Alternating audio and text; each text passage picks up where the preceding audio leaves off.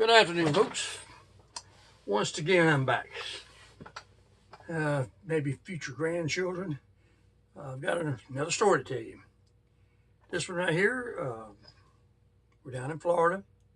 I'm about 12-year-old, 11 and a half, 12 and a half.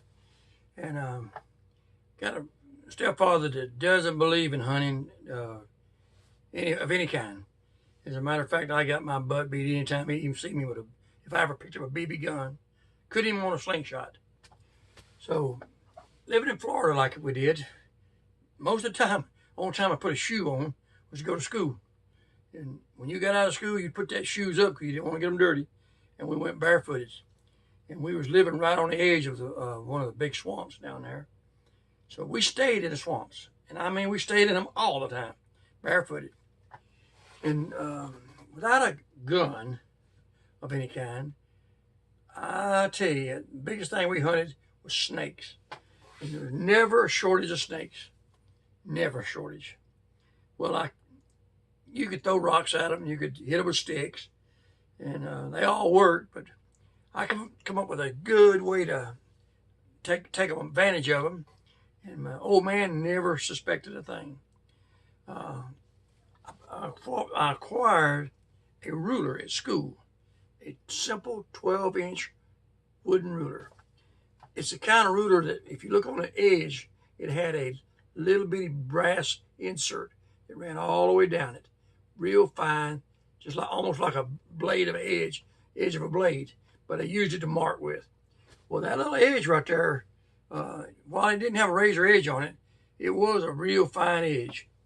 And I used that ruler to probably kill 1,000 cottonmouths and 1 or 2 rattlesnakes. So most of the time we was in the swamp, and you don't run into the rattlesnakes down in there as much as you do in the sandhills and up under the palmetto trees. We go down there in the swamps, and I could swim a friggin' lick. 12-year-old, I had no way. I couldn't swim. I sing like a rock. So I was always wading around shallow water. And some of my friends, we developed a technique where they would go around little small ponds, wasn't very big ponds, but little backwater, black water, and they would be just crawling with snakes on the banks, in the water, you name it. So what we do, 1 or 2 would break out and go around the edges and throw sticks and beat bushes, anything to get the snakes moving. And when they'd come off the banks, they'd hit the water. They'd dive underwater. They'd go a little ways. It wouldn't be very long. They'd pop up. And then they start cruising the shoreline. Sometimes, might be 5 or 6 foot out. But generally, they would come back in shore 2 foot, 3 foot out. And they'd be cruising along looking for a place to get out again. And I was a designated killer. Because I didn't have no fear. 12-year-old, and I thought I was the greatest thing there ever was. So I would go down there in the water, usually about 15 to 18 inches deep, and wade out in the water, probably 2 foot from the bank. And I would bend over and put my hands on my knees and squat. And that would put my head probably wouldn't be that far off the water. But my right arm would be rested on my knee, and in that arm, I'd have that 12-inch ruler turned over on its edge. And it probably would be 8, 9 inches off the water, just holding it right there. And when you rest it on your knee, you could hold it for a good while. And I'd be just squatted down, looking left and right. And I'd see them coming. And it wasn't very long. There's usually a lot more than one. But they'd be coming, sometimes, well, I say most of them probably wasn't over 2 foot long. But a cottonmouth is a cottonmouth. And there's a lot of water snakes too.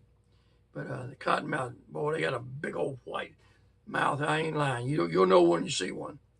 But they'd come cruising down through there. And it's weird. A lot of times, they'd be curled up in a ball underwater with just the top of their head out. And you wouldn't think that a snake could move curled up like that. But they could move forward. I don't know how he did it, but you see them curl. You can see them because you're right down. Your face wasn't 2 foot off the water looking right at them. And you just stood perfectly still. And they'd see you. And they'd keep coming. Cottonmouth, they didn't like anybody being around them.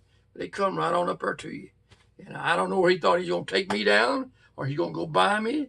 But he wasn't going to take me down. He wasn't getting by if I could help it. So when he got right up there where I was at, that ruler, I never moved. I didn't give him anything to see. And when that hit, just as soon as that head, whether he was stretched out or where he curled up, just floated by. As soon as that head went by, like I said, that ruler wasn't probably weigh that much above his head. I just come down that edge. If you hit him right behind the head, he could be that dang big round. I mean, he's heavy. But if you snap him right behind the head with a fine edge, it would snap his spine just like that. Oh, he'd go crazy all over the place. But he wouldn't go anywhere as his neck was broke. And after about 30 seconds, maybe a minute, he'd settle down. He'd probably wouldn't be over 2 foot of water. And you see him there, you reach down in there with that ruler, hook him, drag him up over on the bank. Now, on a good day, this little 12-year-old boy, on a good day, would get between 25 to 40 of them. And I mean, they'd be stretched all over the bank. Some of them big, some of them small. Well, most of them the average size. But that was a normal day. And we might do this 2 or 3 days a week. Never a shortage, never. Just like it just kept coming from everywhere. And that was the old man would have killed me if he knew it. But we was hunting and run into some big rattlesnakes. Now, rattlesnakes, I didn't like them because most of the time they rattled, but sometimes they didn't rattle. We hunted one day all day, probably got 25, 30 cottonmouths, and walked all the way home. And one of my friends that day went with me, and he had on a pair of snake boots. I never wore shoes. And where he got them snake boots, I have no idea. Because we didn't have shoes to go in the woods. We always went barefooted, shorts and barefooted. And anyway, he had snake boots. We'd be making fun of him all day long. And we'd come a mile and a half out of the swamp, come back up to the house. And at our house, we had a fence around the house. Well, chain link fence with a little gate. He was walking on the inside, closer to the fence, closer than I was. He reached over to unlatch the gate. When he unlatched the gate, it probably wasn't 30 inches long, but there was a nice rattler. So, popped him right at the ankle. He was actually intertwined in the fence, stretched out in and out of the fence. And when he reached up there to get that gate, he popped him and stuck into the boot right there. Well, he didn't live very long, but I thought, I was always looking for him in the woods, but I wasn't looking for him that day. But there was plenty of snakes down there. One afternoon, my younger brother, which that time he was going 6, 5.5, 6.5, something like that. He walked out the backyard to put a pile of garbage in a trash can. Back there, they burn it in the fireplace. As he walked out there to it, he stepped on a coral snake. Not a king snake, but a coral snake. The thing probably wasn't 6, 7 inches long. But you don't want to get bit by a coral snake because you probably ain't going to live long. But he stepped right on his head. And when he stepped on his head, the little thing started flopping around. It was all over his foot. And of course, he's barefooted. And he just froze. He didn't move. And he started screaming, but he didn't move. So Dad and Mom come right out there. And he's standing on this snake. And he just kept standing on it. And the snake finally just died.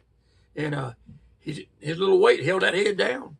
And if he'd ever moved his foot, I'm sure that thing would have been able to reach around and bit him. But as it was, he killed it. And he was lucky, very lucky. But we run into snakes. Oh, Lord. That was our thing, hunt snakes. And let's see.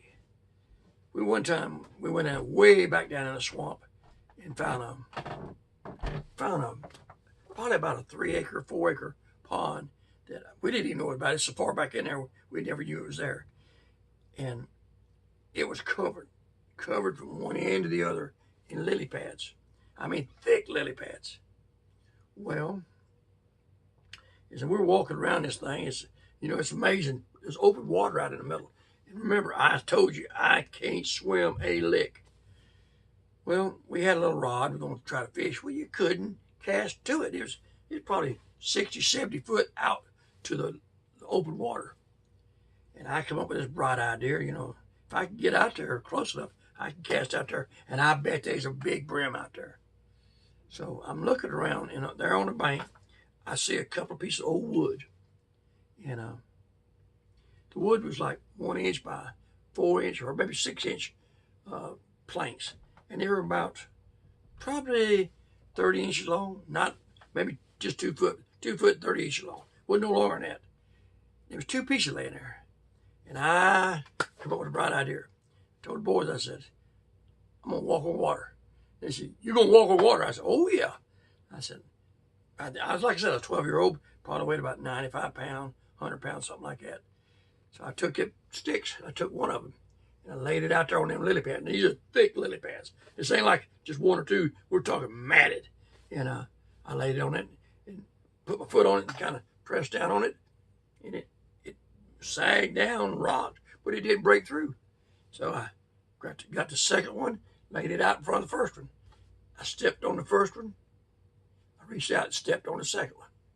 I stepped on the second one. I reached back, got the first one, put it in front of the second one, and I commenced to walk it on water. Hallelujah, brother.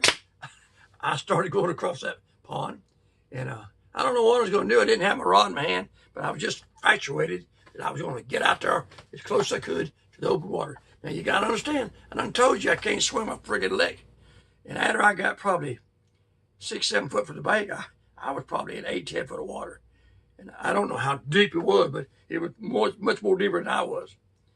So I probably got out there about 20, 25 foot. I'm about halfway out to where the lily pads started getting thin. And I knew I wasn't going to be able to get right there, but I was going to see how far I could walk on water. I put that next stick out, board out there, and when I stepped on it, it held me for just a second. And then it says, boom, it was underwater. And guess where the little old boy went? Underwater. And guess what? I can't swim a lick. So as I'm going down, I flopped backwards with my arm, and I grabbed that other board that I had just come off of, and my hands lock on it. And it's laying up on top of the lily pad. It stops my plunge from going under completely. So my head's still up there, and I got this board, and I reach around and grab the other board, pull it back over there, and I got 2 little boards, and I'm trying to hang on to them, and I'm doing everything I can to paddle, kick, do everything. Them lily pads aren't easy to break through, and when you do break through them, they ain't easy to part. And the other thing is thick water slap full of gators, and I'm thinking, oh Lord, you know, I shouldn't have probably come out here. It's amazing what you can think of later. But I beat and beat and beat, and dang if I didn't make it back to shore. So for a little while there, I was the second person probably to walk on water. And but I think the first person done a much better job. So crazy things we've done in our life. And I've just passed this on, and next time I'll come up with something else. That's it for the evening.